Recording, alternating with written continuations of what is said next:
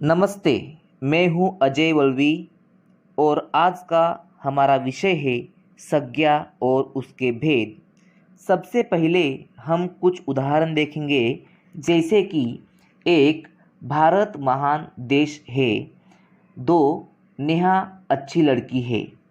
प्रथम वाक्य में भारत और देश शब्दों से किसी स्थान का ज्ञान होता है, तो द्वितीय वाक्य में नेहा शब्द से किसी विशेष लड़की के नाम का ज्ञान होता है। देखो, संसार में किसी भी चीज़ का नाम न हो ऐसा नहीं होता। हर एक चीज़ को हम नाम से ही जानते हैं। अब हम संज्ञा की परिभाषा देखेंगे।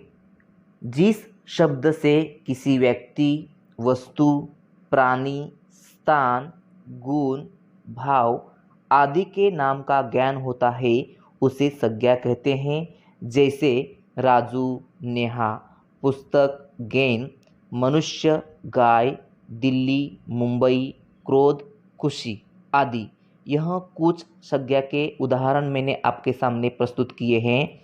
अब हम संज्ञा के भेद देखेंगे। संज्ञा के 5 भेद हैं: व्यक्तिवाचक संज्ञा, जातिवाचक संज्ञा, भाववाचक संज्ञा, द्रव्यवाचक संज्ञा और समूहवाचक संज्ञा। एक, व्यक्तिवाचक संज्ञा। अब हम व्यक्तिवाचक संज्ञा की परिभाषा देखेंगे। जिस संज्ञा शब्द से किसी विशेष व्यक्ति, स्थान या वस्तु का ज्ञान होता है उसे व्यक्तिवाचक संज्ञा कहते हैं। जैसे 1, सिरचन का मुंह लाल हो गया। 2, कुतुब मीनार दिल्ली में स्थित है। 3, भारत का सबसे पहला वेद ऋग्वेद है। अब ध्यान से सुनो।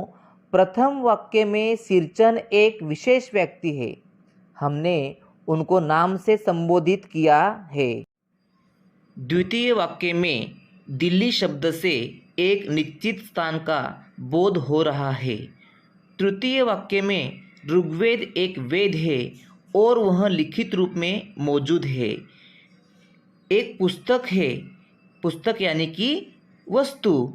इन उदाहरणों के माध्यम से हम समझ सकते हैं विशेष व्यक्ति, विशेष वस्तु, विशेष स्थान की बात की जाती है, वह व्यक्तिवाचक संज्ञा कहलाती है। 2, जातिवाचक संज्ञा। अब हम जातिवाचक संज्ञा की परिभाषा देखेंगे। जो संज्ञा शब्द किसी प्राणी, स्थान या वस्तु की पूरी जाति का बोध कराते हैं उन्हें जातिवाचक संज्ञा कहते हैं। जैसे 1, रानी किताब पढ़ रही है। 2, ज्ञान सिंह ने एक जर्सी गाय खरीदी। 3, आज हम फल खाएंगे। प्रथम वाक्य में किताब शब्द से हमें किसी एक किताब की जानकारी नहीं मिलती।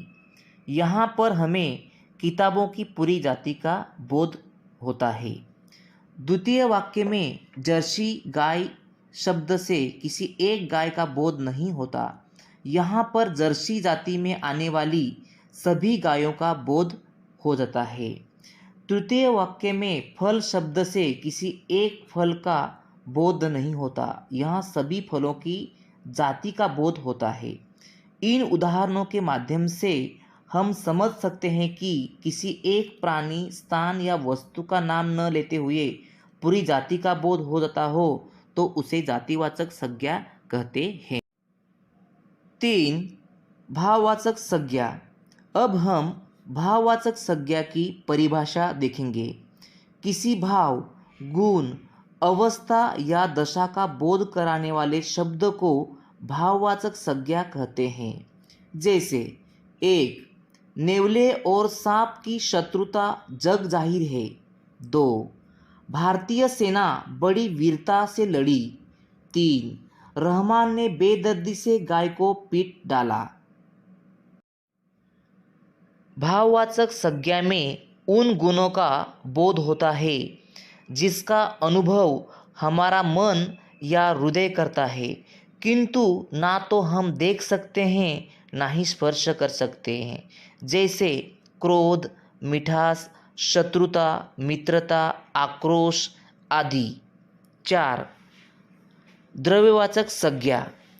अब हम द्रव्यवाचक संज्ञा की परिभाषा देखेंगे। किसी धातु, द्रव्य या पदार्थ के नाम को द्रव्यवाचक संज्ञा कहते हैं। जैसे 1. दाल में घी डालो। 2.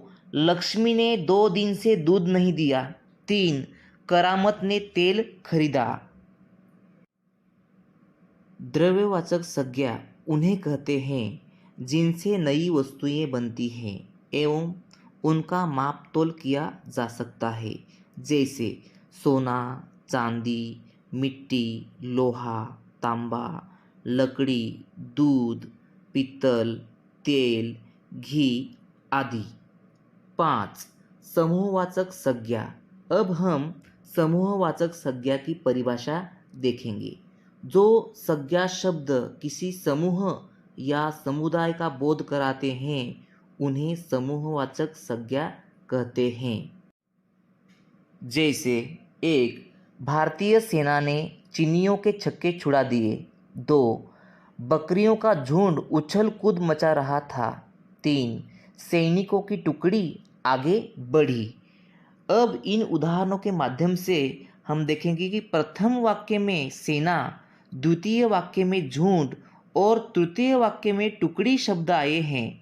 इन शब्दों से हमें समूह का बोध होता है, इसलिए इन उदाहरणों के माध्यम से हम समझ सकते हैं कि समूह या समुदाय का उल्लेख जिन शब्दों से होता है उसे समूहवाचक संज्ञा कहते हैं।